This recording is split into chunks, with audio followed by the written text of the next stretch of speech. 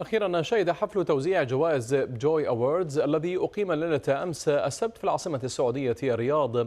شهد العديد من المفاجآت، من بينها ظهور المطربة المصرية نجاة الصغيرة على المسرح لأول مرة منذ سنوات طويلة.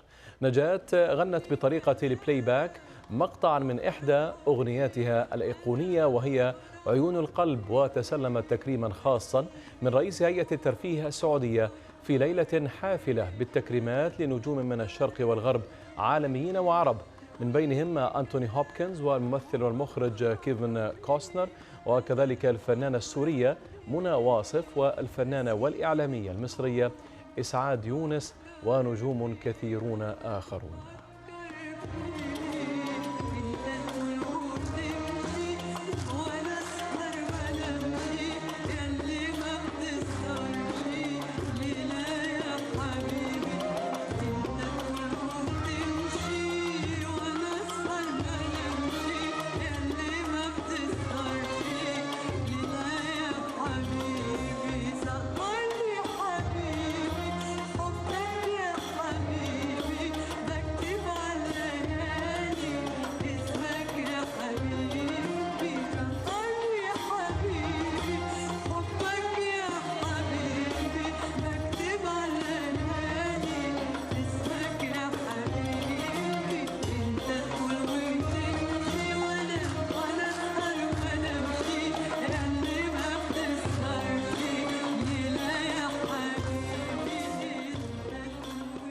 نجاة الصغيرة من الرياض. ننهي هذه النشرة. هذه الأخبار وغيرها يمكنكم متابعتها مباشرة عبر صفحتنا على يوتيوب، كما يمكنكم بالتأكيد التواصل معنا عبر صفحاتنا على وسائل التواصل الاجتماعي فيسبوك، إكس، وكذلك يوتيوب.